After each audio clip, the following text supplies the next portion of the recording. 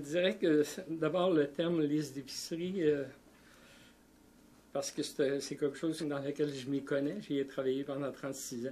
Effectivement, vous étiez IGA, je pense. Gérant du magasin Coop à Montmagny. Et j'appellerais pas ça une liste d'épicerie parce qu'à l'épicerie, on choisit notre produit. Tandis que là, on est obligé de choisir nos besoins et d'essayer de voir dans quel programme on va être capable de l'incorporer pour le faire accepter par les instances supérieures. Et nous, on a fait un plan triennal et j'en ai 6 pour le plan triennal. Le premier, c'est la mise aux normes de notre réseau d'eau potable. Et tout ça est déjà rendu auprès du ministère des Affaires municipales et auprès du ministère de l'Environnement. C'est un projet de 5 à 6 millions, très sûrement, pour approbation. Et on devrait, si les délais sont respectés, être capable que ce projet-là soit réalisé d'ici 2013. Donc ça, c'est des projets que vous avez déposés, en fait, à chacun des ministères. Ils sont rendus aux deux ministères. Okay. Puis vous toute la mise aux normes. Avez-vous les appuis de vos députés provinciaux fédéraux? On a les appuis, mais avant d'avoir on a les appuis déjà. Le fédéral a peu de choses, je pense, à voir là-dedans. Le seul programme à laquelle on relève de ça, c'est la taxe sur l'essence, qui est ce qu'on peut utiliser, mais ce qu'on utilise là, bien évidemment, on ne l'a plus pour les structures de route ou d'autres événements.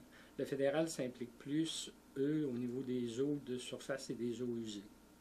C'est pour ça que je vous disais tantôt, il faut que nos programmes correspondent ou que nos besoins correspondent à des programmes d'instances supérieures. Sans ça, on n'est pas capable d'obtenir ce qu'il faut. Puis vous diriez que votre priorité, finalement, c'est le réseau d'eau potable? Ah, c'est le réseau. C'est un dossier qui traîne déjà depuis plusieurs années. Plusieurs années. Et quand on est entré en poste, on a mis des échéanciers à nos professionnels pour activer ce dossier-là puis finir par le régler une fois pour toutes. Ça fait déjà plus de 10 ans que ce dossier-là traînait. Okay. Puis là, vous disiez que vous avez 6 priorités? Oui. Le deuxième, évidemment, on est impliqué beaucoup avec le parc Monseigneur-Sirois pour la réalisation du parc de l'école Monseigneur-Sirois. Et si on est capable d'obtenir ce qu'on doit obtenir, et ce qu'il y a déjà d'engagé de la part du pacte rural, qui est de l'argent autorisé par les municipalités, plus la contribution de la municipalité, plus que on demande au PIQM la participation en collaboration de la municipalité et des promoteurs du parc de Monseigneur-Sirois, sera de l'ordre d'environ 92 000 $. Ça fait que c'est presque la moitié de l'investissement de ce parc-là. Nos services incendies, qu'il faut mettre aux normes également, mais malheureusement, dans le cas du service incendie, seules les municipalités dévitalisées peuvent avoir accès à certains programmes. Les municipalités qui ne sont pas en situation de diminution de population, l'accessibilité au programme est plus difficile.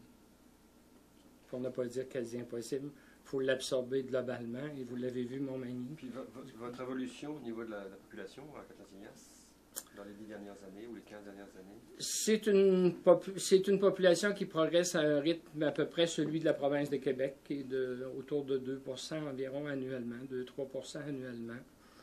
Ce qui a été important lors de la dernière évaluation foncière, ça a été l'augmentation de la valeur foncière de la municipalité, qui a augmenté de tout près de 28 millions. Les valeurs des propriétés ont fait un saut. En raison des achats, j'imagine, au bord du fleuve, de plusieurs... il y a eu les transactions et le facteur premier, ça c'est sûr, mais les valeurs des terrains avec vue sur le fleuve ont créé des impacts qui est malheureux pour des familles qui veulent garder leurs biens, puis qui est très heureux pour ceux qui veulent faire de la spéculation.